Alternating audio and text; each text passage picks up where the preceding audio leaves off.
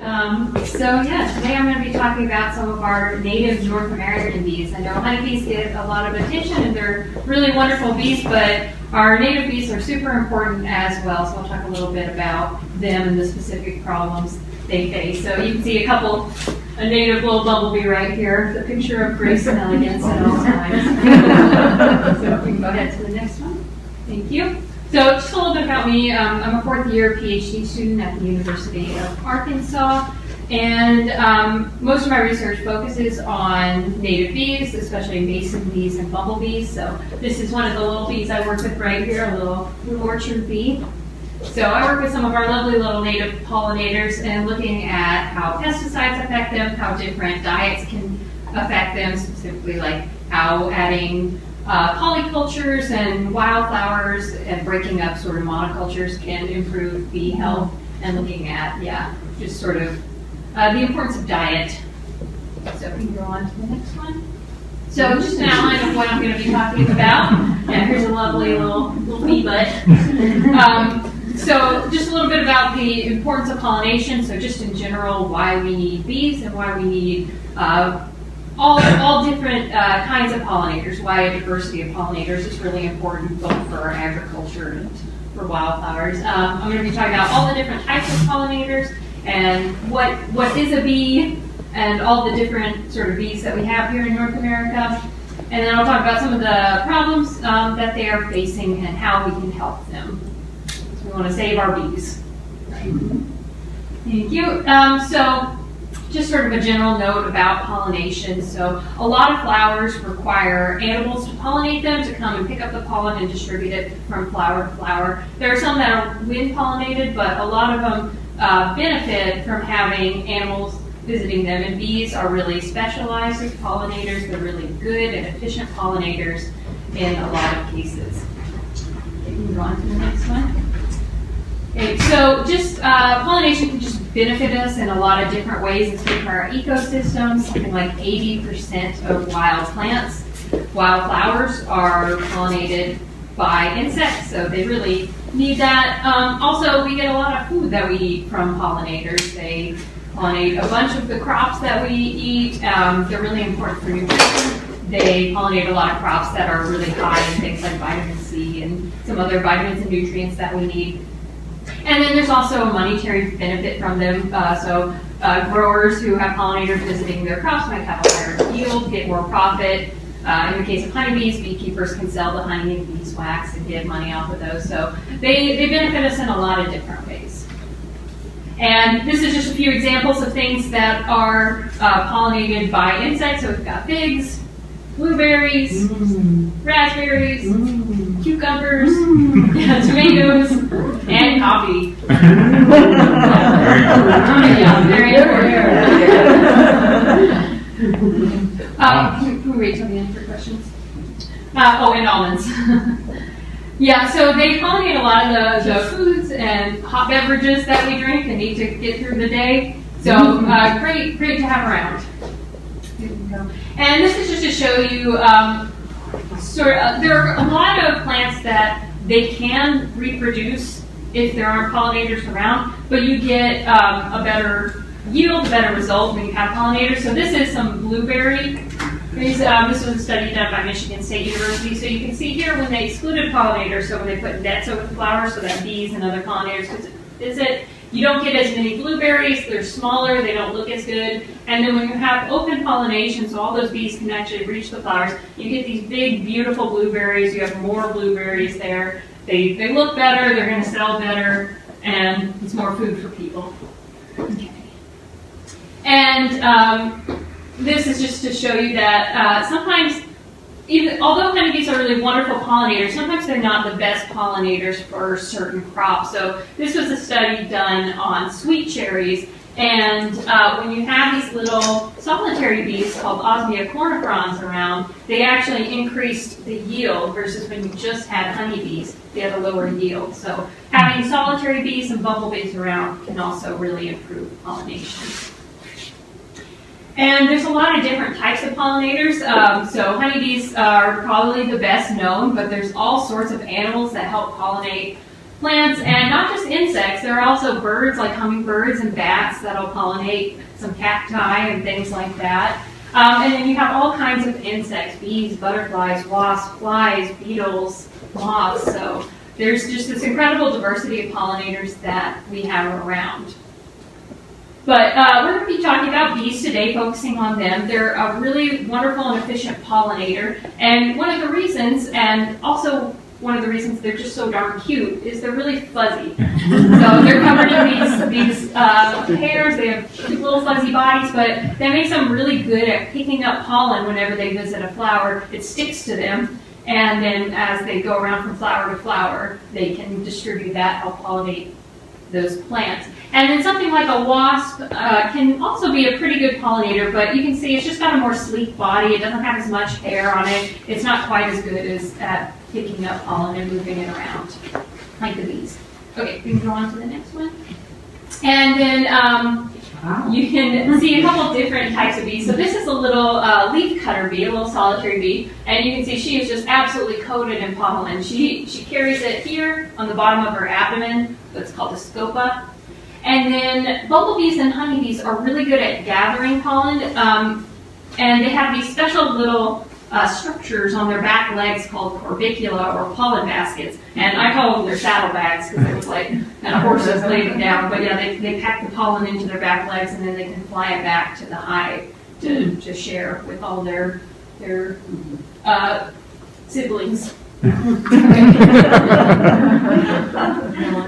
Okay, so I'm going to talk about just what is a bee, because it is not just a honeybee, although this is the bee that most people are aware of, and there's a good reason for that. Honeybees are wonderful. I mean, we've used them for thousands of years. Humans have kept bees or have gone out to gather honey from bees. So we have a long history of interaction with them. They're really good pollinators. They're our most important agricultural pollinator, but they're not the only kind of bee around. So yeah, so there's a lot of different bees that we can talk about today. So just a little background on bees as a whole. So they're in this group called Hymenoptera. They're really closely related to wasps and ants. And there's a huge diversity of bees out there. So even though we're most familiar with one species, the western honeybee, there's over 20,000 species of bees, and we have about 4,000 of those here in North America. So we've just got this incredible variety. And actually only about 7 or 8 species are honeybees. And the rest are bumblebees or stingless bees or solitary bees. Actually, most bees are solitary. And they're found worldwide on almost every continent, not in Antarctica. It's a little too cold for them. Yeah, but here in North America, we've got, as I said, about 4,000 bees and about 50 bumblebees, and the rest are these little solitary bees that we'll talk about. Thank you. But first, I'll just kind of talk about our social bees. They have these incredibly sort of complex societies. They live in colonies in these big groups, and they usually you will have a queen and then workers that will help take care of the young. So they're cooperating to raise offspring that are not necessarily their own. You have overlapping generations. You've got this division of labor where different bees have different jobs that they do. And so these are the bees that we're most familiar with, the honeybees, the bumblebees, and then down in South America we have this group called the stingless bees. So I'll talk about the honeybees a little bit just so we can compare some of our native bees to them. Honeybees are really fascinating. They have these really large colonies. They can have up to 60,000 bees in a single colony, so that's a really large pollinating workforce. It's one of the reasons they're kept so much for agriculture. And you've got your queen. She's a female bee. She's the reproductive bee. Her main job in the hive is to lay all the eggs. And she is incredible at this. She can lay over 1,000 eggs in a single day. So she is just cranking out the kiddos. But that's what she evolved for. And then, can we go to the... Then we've got our worker bees, and they are female bees that are not reproductive, so they don't lay eggs, but they have an incredibly important role because they do all the work in the hive. They're cleaning the hive, they're gathering the pollen, they're protecting it from attackers, they're taking care of the babies. So they are super important. And then we have the drones, who are our male bees, and their function is just reproductive. So they're just there to go out and reproduce with a queen. And they don't have stingers, so if you're stung by a bee or a wasp, it's always going to be a female. The males do not have stingers. And so just a little bit about the life cycle of our honeybee colony. You start out with a new queen. She's born. She has to go out on what's called a maiden flight. Sometimes this is the only time she ever leaves her hive. So she goes out and mates with up to like 15 to 20 males. And they die off after the mating, and she stores the sperm. She has a special organ for that called the spermatheca, and she keeps that for her whole life so that she can fertilize her eggs. And sometimes the old queen will get too old and she'll die off, and then they'll replace her with a new one. Or sometimes if a new queen is born, the old queen will leave the colony, and this is called swarming. So she'll take a group of workers, they'll leave the hive, let the new kind of baby queen, stay in the established safe hive, and they'll go out and try to find a new place to live. And this is how honeybee colonies reproduce. So they go out and swarm. And these swarms freak people out sometimes to see this many honeybees out in the open exposed, but generally swarms are very, very gentle. They don't have a hive to protect, so they're not very aggressive. And you'll see, I don't recommend this, but sometimes you see experienced beekeepers and they'll come and just kind of scoop them up and take them back, and you get a free honeybee hive. Yeah, and then the honeybees are active throughout the entire year. So they're pollinating throughout the entire year, gathering honey that they need to survive the winter. And then in the wintertime, they kick the drones out, so it's just the workers and the queen, and the workers form what's called a cluster. So they bundle around the queen and they shiver all winter long to keep her warm. And they can keep the hive really warm just by shivering. So they're eating honey and just kind of staying in this little bundle throughout the winter. So the entire colony is going to survive that winter, hopefully. There are a lot of die-offs in the winter. Oh, I forgot to show you this. Yeah, this is just a drawing that a famous scientist did called Swammerdam of a queen bee ovary. But you can see they've got these huge ovaries, and each of these tubes is just constantly producing eggs. So they can have those 1,000, sometimes 2,000 eggs a day. And honeybees are important, but they aren't one of our native North American bees. They actually come from Europe, Africa, and Western Asia as their sort of original range. Since then, they have spread throughout the world with humans. So they were brought over by Europeans in the 1660s for honey production. And since then, they have lived here in North America and become a very important agricultural pollinator. But yeah, they aren't native, and we do have a lot of really important native bees to talk about. So we have, in North America, we have one type of social bee, and that's our bumblebees. So there's quite a few different species out there. And they can sort of beat honeybees with certain types of pollination for a couple reasons. They're more cold tolerant, so they can live in some areas where honeybees might not be as active. They have these big, robust bodies. They're pretty strong bees. They have long tongues. And just to look at them, they tend to have sort of a brighter black and yellow coloration versus the honeybees are more like a golden orange sort of coloring. They also have this kind of a similar social structure with a queen and workers and drones. But bumblebees actually don't have barbed stingers. So if you hear, like if a bee stings you, it's going to die, that's actually only true of honeybee workers. The rest of the bees can sting as much as they want, but they probably don't want to. Yeah, bumblebees are pretty mellow on the whole, as long as you're not, going around messing with them. So the bumblebee life cycle is a little different. They don't have the whole colony surviving the winter. So instead, a new queen is born, she goes out and she mates, and then she's the only one that survives the winter. Everyone else dies off, the drones and the workers and the old queen. So it's just that new queen. She goes down into the ground, spends the winter down there. And so she comes up and she has to build the entire colony from scratch. So she made it the previous fall so she can start laying eggs, but she has to go out and do the work collecting pollen and nectar and taking care of her offspring until she can build up this workforce of workers, and then eventually she stops flying out. But so she has a little bit more of a dangerous life than a honeybee queen, because she's going out and she's a little more exposed.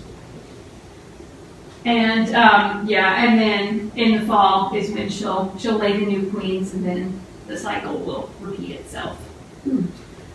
And bumblebees, they nest usually in the ground, so they'll go into sometimes abandoned mouse holes, or sometimes not abandoned mouse holes, and they'll kick the mouse out and take it over. And they'll also sometimes get into these little grassy tufts.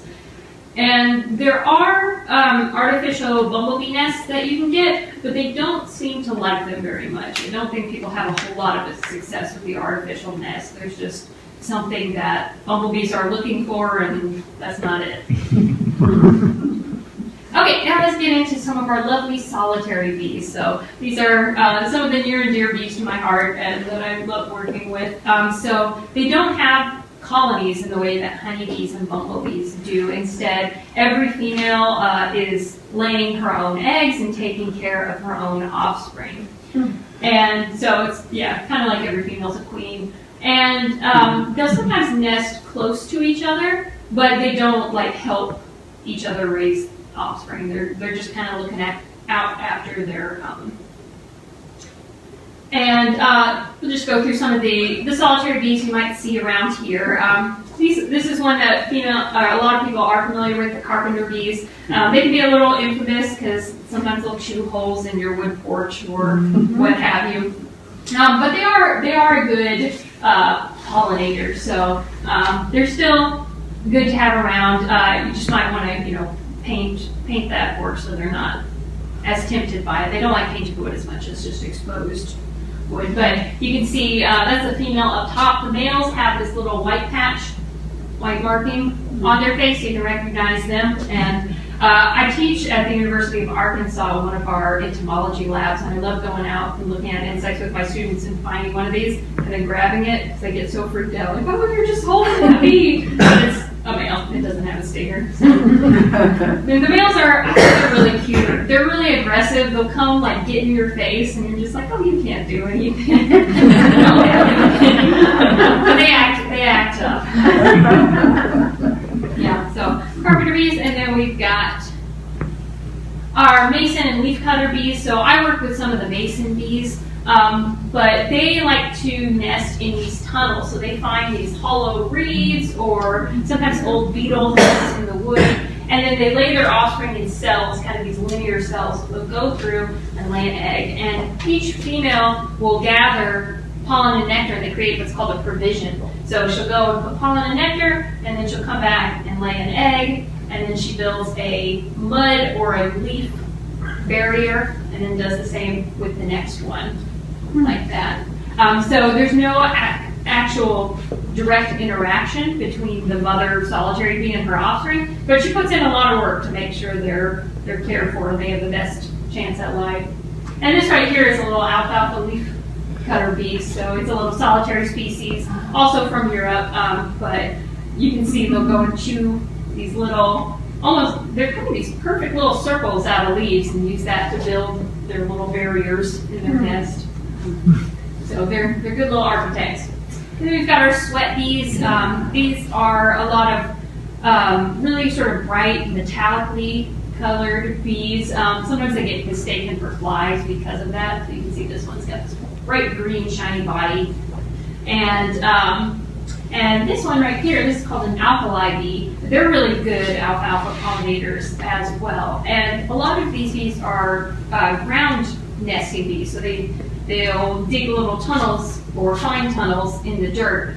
And with alfalfa farmers, for a while, they were having these yield drops. And people realized it was because they were tilling their soil and they were killing their alfalfa pollinators on accident. So it's something to keep in mind depending on what you've got in your garden or what crop you're trying to grow. Is these little ground dwelling bees. You want to kind of be careful of them because they're sensitive to being tilled or dug up. Yeah. Okay. Now we'll get into some of the problems facing the bees. So this is just a couple headlines that I came across. So bee sort of population concerns have been really frequently in the news, and you'll see a lot of headlines like this.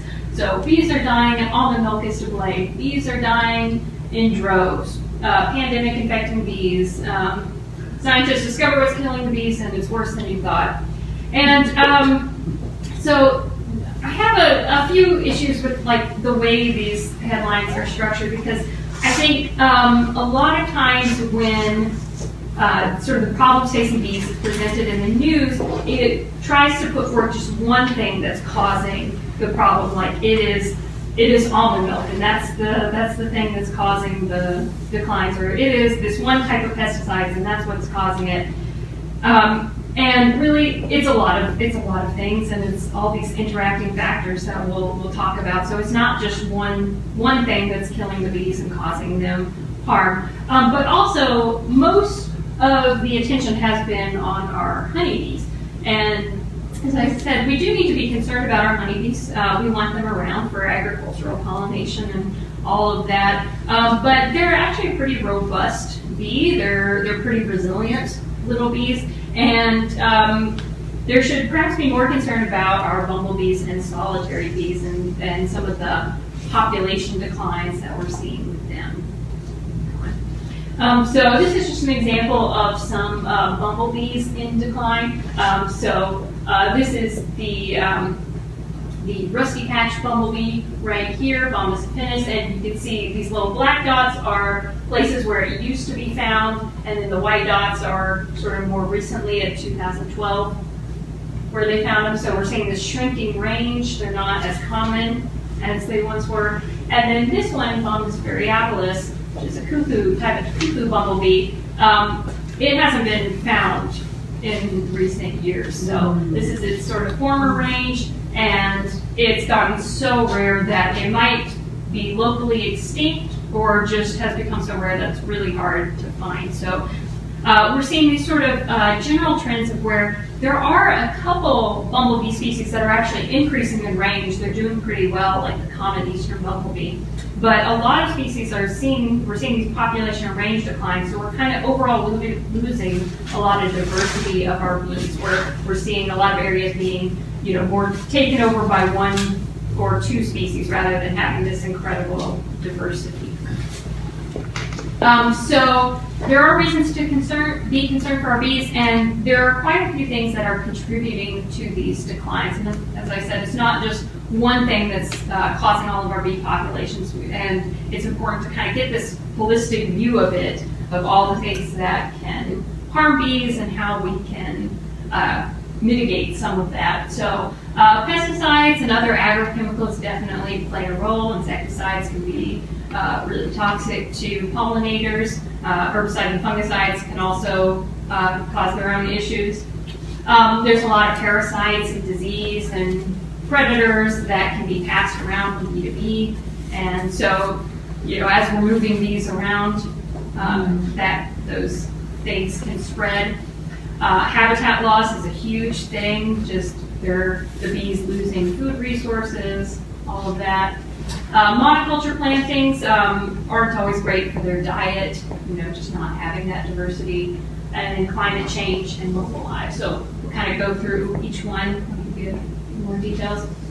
So pesticide use, herbicides are the most commonly used of the pesticides in agriculture. You can see they just really outweigh anything else. So insecticides are kind of the most directly toxic to insects, as you would expect, and can be very toxic to pollinators. But herbicides and fungicides can cause some issues as well. I mean, herbicides can just decrease the amount of available flowers. They can also kill off some of the gut bacteria that bees have in their guts and that they really need.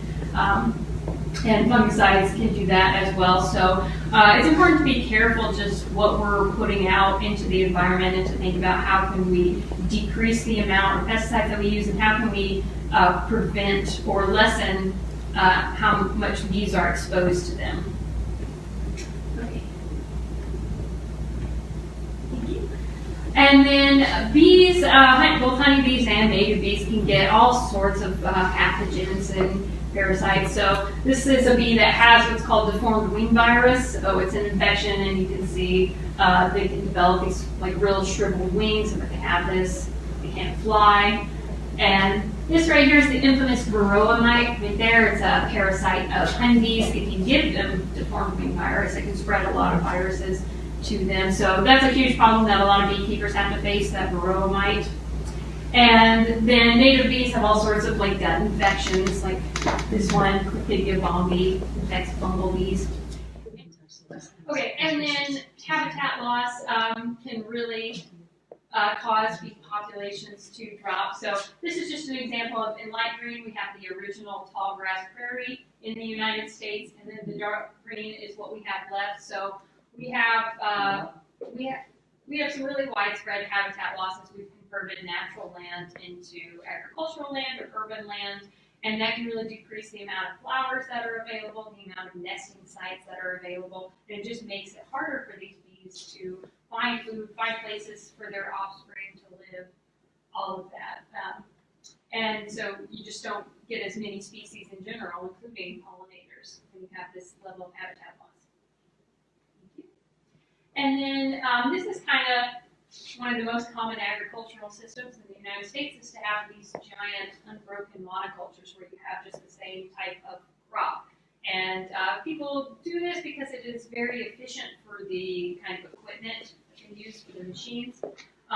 So it can be an efficient farming system, but it does create some problems. For one thing, you can get pest problems because if you are, like with this canola, if you are an insect that eats canola plants, this is a giant buffet for you right here. So it can attract some pest problems when you have these unbroken monocultures, but it can also cause problems for your pollinators because, so this is a blooming crop. There is, pollen and nectar available for our pollinators, but once this flower stops blooming, there's nothing for your bees. So if you've got honeybees or wild bees around, once your crop stops blooming, you have nothing for them because there's nothing else that has been planted around this monoculture. Okay, so now, after talking about sort of all the problems facing our bees, talk about what we can do, because it's not all doom and gloom and hopeless. There's a lot we can do to help our bee populations and keep them strong. And I've kind of split this up into sort of large-scale solutions, which would be more sort of national or large-scale efforts, and then some medium-scale solutions, so things that communities can do, and then small-scale solutions, which are personal things each person could do. So we'll start with the large-scale solutions. So part of it is just thinking about how we've structured our agriculture in the United States and globally, and how we have these giant unbroken monocultures, and thinking about what can we do to break these up. So, some people can do these polyculture plantings where you have a wider variety of crops being planted, and this can, depending on how you do it, can help cut down on pest problems. It gives you more variety of things that you're growing, so if you get a disease, it doesn't kill everything that you're trying to grow, and it can be better for the pollinators. And then in a lot of areas, they're also adding these wildflower strips. So even though you have a monoculture right here, it's being broken up by these wildflowers. So that can give your pollinators something to eat, even when your crop is not in bloom, and can keep their populations healthy and robust. And also give them, especially if you have a wildflower strip that is not being sprayed by pesticides, even if your main crop is, it gives them a safer food alternative. They can kind of lessen the amount of pesticide they're exposed to.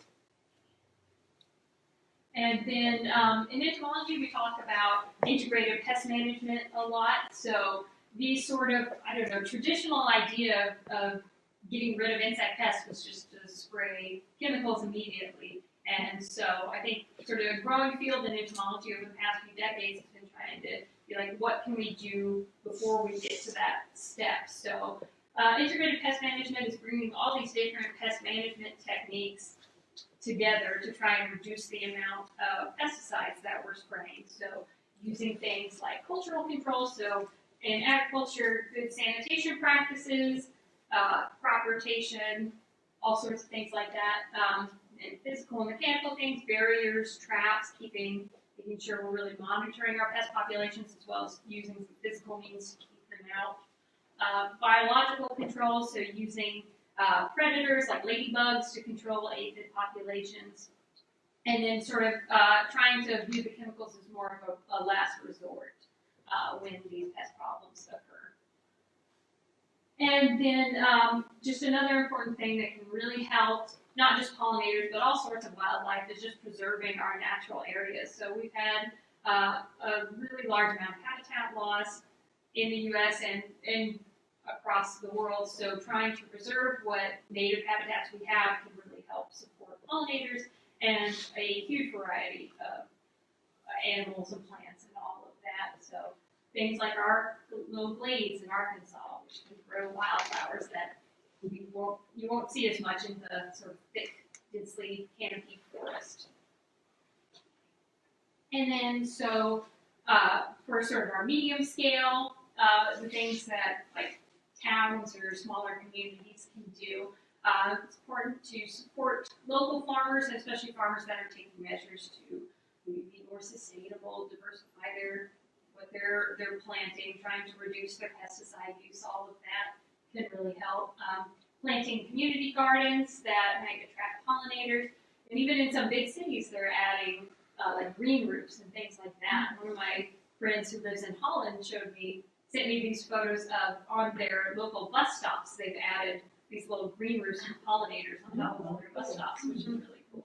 So efforts like that can help. And actually, urban areas, we think of them being really low in wildlife, but cities can support bees really well. And some studies have found that cities can have higher diversity and higher populations of pollinators than agricultural areas, which also tells you something about agricultural areas. And then for sort of smaller scale changes, you can plant wildflowers if you've got a little garden or a little area. And native flowers are really good to plant. They tend to be hardy. You don't have to put a whole lot of work into keeping them healthy. They're adapted to the area. It's good to have a wide variety of species, and especially a variety of bloom times. So you want some that are going to be blooming in, say, the early spring, like our dandelions. So not actually a native flower, but a really wonderful flower for pollinators. Dandelions have really high protein pollen, so they're wonderful. And early blooming, and then you've got some like spring, summer blooms, like Monarda, Luna Bee Balm, like Eyed Susan, and then kind of your fall blooming stuff like goldenrod and some other asters. So having that overlapping bloom time so your bees have something to eat throughout the entire year. And can you go back for just a second? And if you've got, it's more for crop farmers, but it is important to be careful not to plant crops that are going to support a pest problem that's going to move into your crop. So, but just on a smaller garden level, just having this diversity is probably the best way to go. Okay. I know Michael's going to show you some nest boxes, so I won't go into too much detail, but just sort of providing nesting sites can be really great for tunnel nesting bees, like mason bees and leafcutter bees. So they've got a nice safe place to lay their eggs. So you can see a couple different types right here, little mason bee, little leafcutter bees. And if you don't like mowing your lawn, I have awesome news for you. Do it less. So just like letting those wildflowers grow and some of the things that we think of as weeds, like dandelion and clover and all these little flowers, can be really wonderful for pollinators. So you can see right here that just kind of let the white clover grow. That's another good early spring blooming flower. And then I thought this tweet was really cute. This was a guy in England who wrote, "This is my lawn. I stopped cutting the grass every week. I cut a fancy path through it and let the wildflowers in the lawn do their thing. Well pleased." It says, "Wildlife loving it. I've got more time to spend with the kids." So I thought that was a really sweet thing. So yeah, he's got his little fancy path, but lawn looks great. And if people just want to take a photo of this, or this is just some more resources. So if you're having if you have questions about, pollinators or just insects in general, you can reach out to the University of Arkansas. Our department's really good about, responding to the community and doing outreach events. The Xerxes Society has a lot of good resources about what to plant for pollinators and when they bloom. So you can look up, they've got some like pollinator lists for different regions of the United States. So you can look at like Southeast United States pollinator list.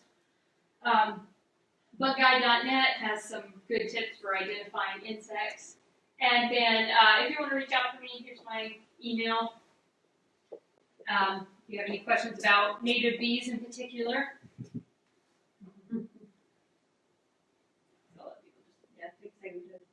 Do we have questions? Oh, yeah. Is that what you were asking? Yes. Yeah. Questions? Nice. So,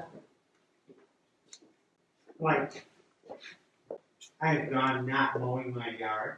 Mhm. The neighbors have called and complained because the city ordinance that's says the- you that's have the to thing. cut it, which is really annoying for me.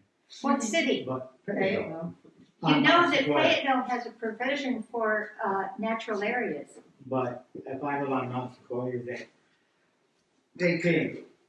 Yeah, that's kind of the thing with and then- adding pollinator habitat, and like some of the things people will do is like putting a sign or doing kind of like a mowed border, so it looks more managed or like it's Yeah, intentional. I don't even know how you know my lawn. I don't even know how they saw it. You almost have to be. Yeah, they're being nosy. Then, but with long grass, my concern is rodents. Mhm. And I'm wondering if there's a way to have that natural garden that not draw rodents in. Mhm. And that would be an issue. Yeah, and you want to be careful, especially like right up against your house. You might want it Right. more mowed down. But yeah, I mean, look at like just mowing less frequently, but still, sometimes going through and mowing might make that less. And then the other question I had that I was curious about is that graph. I found that graph you had about pesticide and herbicide usage is real interesting. It was from 2012. Mm-hmm. And I know they've made tremendous advances in corporate agriculture in terms of using GPS satellites to measure what's in the soil and the exact amount of pesticide or nutrient that they're putting into the soil that isn't going to spread. And I'm curious to see if that is because it was so large agriculture and so small. Mm-hmm. Residential and government use, that has changed dramatically in recent years because of the advances made. I mean, I think it's still pretty dominated by agriculture and by herbicides. But And locally, the city, one of the reasons I feel I lost my trees that they got weakened is because of the neighbors with the lawn care signs with the perfect lawn. Yeah, I mean, residential use definitely plays a part in something to. How we can to stop be that careful in of. Fayetteville, to say in Fayetteville, hey, we're okay with it. Mhm. Yeah. Yeah, I think part of it's too just like educating people about the risks of pesticides and also the importance of using them correctly. Because I know I was talking to someone who was saying that her dad's motto was, if the amount that it tells you to use is good, then twice that amount must be twice as good. Yeah. And You can really hurt yourself and hurt your wildlife by doing stuff like that. So it's important, and it's also the law to always follow the label if you have to use the pesticide. other thing that I recently became aware of is I quit raking my lawn in the fall and leaving the leaves on Yeah. all winter long. Does that make a difference for bees as well? I don't know about bees so much, but it makes a difference for a lot of insects. So a lot of moths, like Luna moths, will have their eggs on the leaves, kind of attached on there. So yeah, leaving the leaves be can help. Right. It's quite a few insects that do that. Yeah, I think some of my neighbors just think I'm lazy and not. But they're actually right. You need a sign. We need a So, sign. Insect friendly lawn So or you can something. get from the wildlife, service, you can get a certified wildlife habitat sign. Oh, But how do you get certified? So, Well, you fill out a form and say, I have so much cover, I come and visit. I mean, it's a no-brainer. It's, National Wildlife there you go. Federation, oh, okay. and they have online an application for it, Uh-huh. and you can become certified. Oh, cool. And I don't know how the city works, but there is a way that you get essentially a permit to have a natural area, Right. and they can't criticize you. Might also help your neighbors if you did like We just home made up our flowers, own sign. wildflowers on the front edge. Oh, look at We this. made up our own sign. Here, let me see. Just put it out there. Yeah. Oh, great, that's cool. Good for you. That's great. Yeah. Yeah, our problem is put up there's 18 tallest trees in this Oh, yeah. city, so it's hard to do. It's also hard to find names. I think we got a question. I've got a place for you. I know that bee farmers or bee folks can order bees and establish themselves a colony.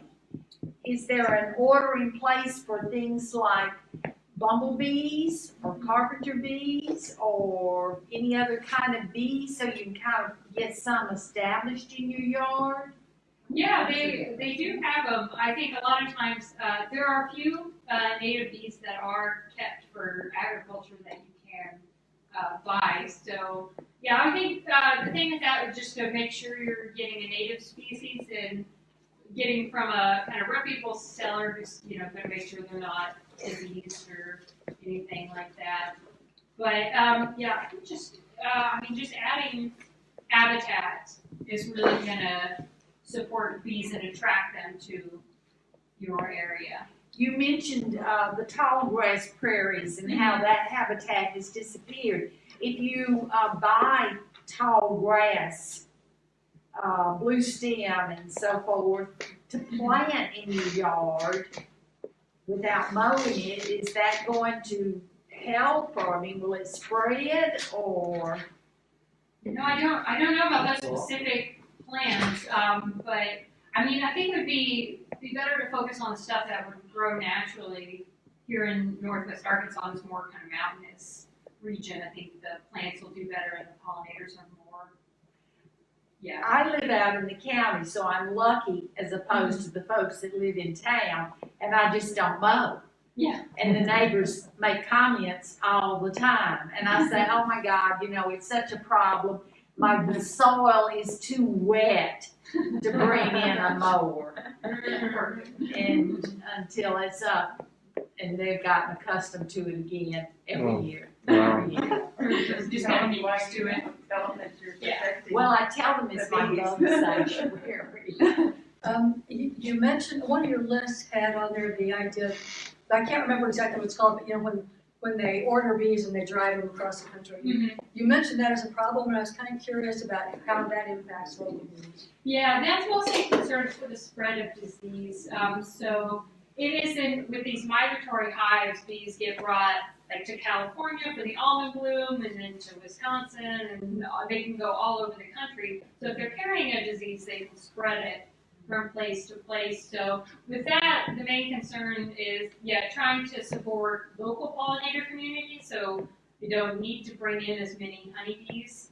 And also, a lot of states, like California, does have like a border check and kind of some, quarantine monitoring procedures. So just kind of supporting those efforts, making sure that bees that are being moved around are being checked to make sure that they're healthy and they're not going to spread anything. There's actually a story in Arkansas, and I don't remember which disease it was, but it was a pathogen or a parasite that wasn't in Arkansas, and then a migratory bee truck overturned and the bees got out. I also remember that one time I saw something about a former chief beekeeper for the state of Arkansas, but I thought, do we still have a chief beekeeper in Arkansas? I believe we do. We have a beekeeping society, and think 2 state inspectors, but, yeah, with the inspection, a lot of it is on the beekeeper to like request inspection to make sure that their hives are healthy, so I think, yeah, with beekeeping, it's just important to educate sort of new beekeepers and be like, here's the safe practices, here's what you need to do so that we're not having these big bee disease outbreaks getting spread around. I'd like to change the subject abruptly. Would you tell us a little bit about your research? Oh, sure. Yeah, so I work mostly with mason bees. So they're those little tunnel nesting solitary bees. So I do a lot looking at how pesticides affect them because a lot of times when pesticides are sort of tested and approved for use, they're tested on honeybees and that's used to say they're safe for all bees. But like these mason bees are often more sensitive to pesticides than the honeybees. So we do some new insecticides that came out in the past few years called sulfoxaflor and flupyridiferum. So we do a lot of testing with those as well as some herbicides and fungicides looking at how they affect these solitary bees.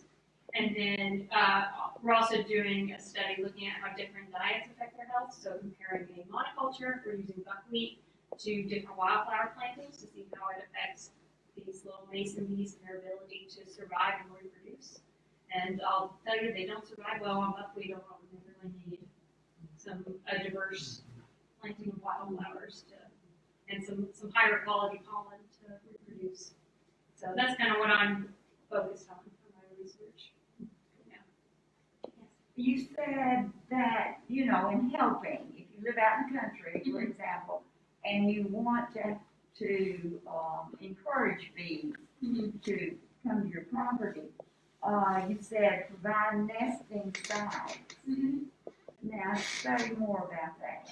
Yeah, well, I think Michael's going to talk about that a little bit more, but you can make or buy these little like bee houses for the tunnel nesting bees, so they Maybe Michael should just go You there gotta and be tell us careful about with that. that when you. is it going to fall out? Yeah. Okay. I'll Where keep do it tilted they back. naturally Yeah, so you can. Sorry, What? area like that? Yeah, they live in like hollow reeds, and sometimes the beetles will chew holes in trees, and then the bees will take over the old beetle holes. So yeah, with tunnel nesting bees, you can put out these artificial houses, and they like them pretty well. You can get some good nesting. With the bumblebees, it's hard to give them an artificial home. They just don't seem to use them very much.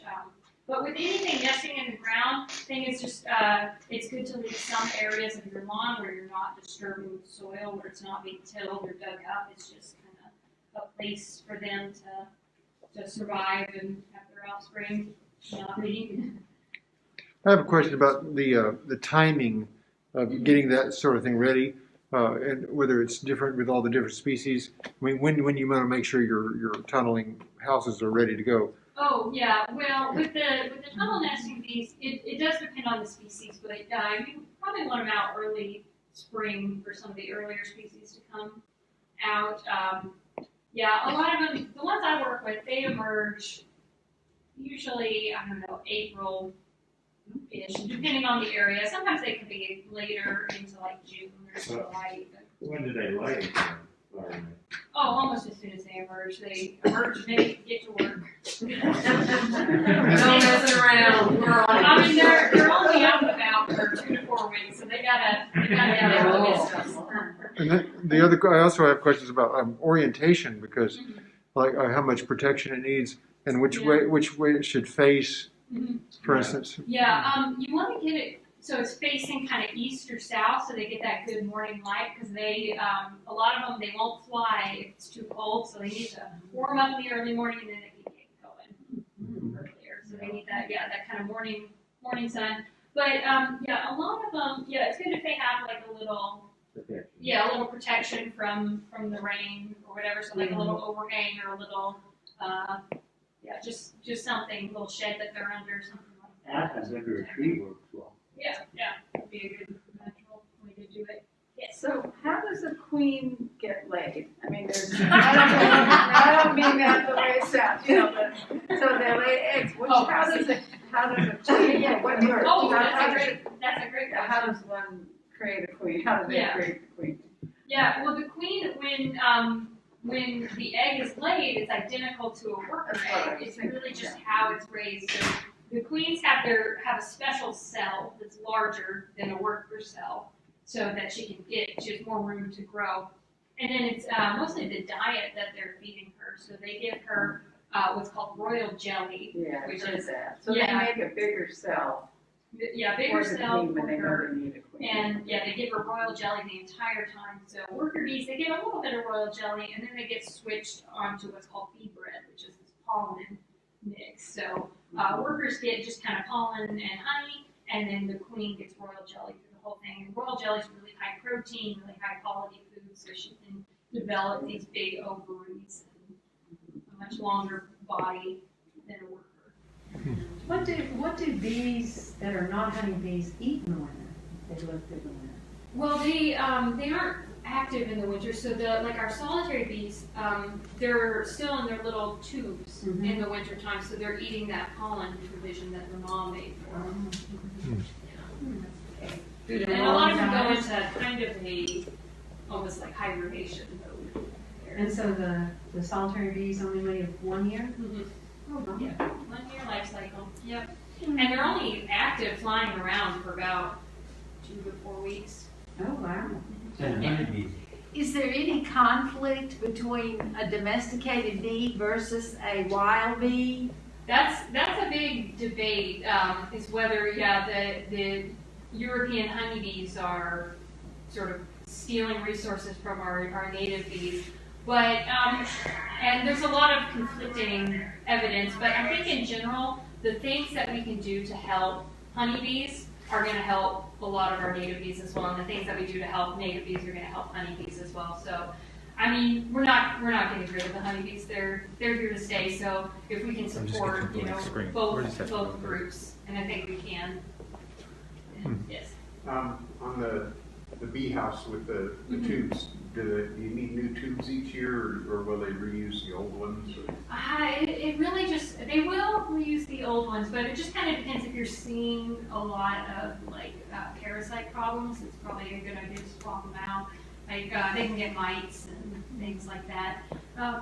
And some of them, you can get these little liners, like these little paper tubes that you insert inside the tubes, and that can help keep the mites out, so you're not having them on your bees as much. So you're saying to put out those houses in early spring? Yeah, that's when I Okay. would do it. Yeah, so when the bees come out, they've got a home they can get to. And But I thought you were saying earlier that they winter over or something. yeah. So they're not active in the winter. They're inside their nest, and then they'll emerge in the early spring to late spring. It really depends on the species and where you are. So they'll come out and they'll mate, and they'll look for a new place to reproduce. So if you have one of these out, they can start colonizing that one. Yeah. If you know where the extension office is, you can go by and look at the ones they put out. Oh, yeah. There's a really cute pollinator section of the garden. It's right there on the Connell Road. Yeah. That's a great resource. It is. Yeah. Well, maybe we should move on to the bee boxes. I'm gonna switch over here. All right. Thank you, Olivia. That was amazing.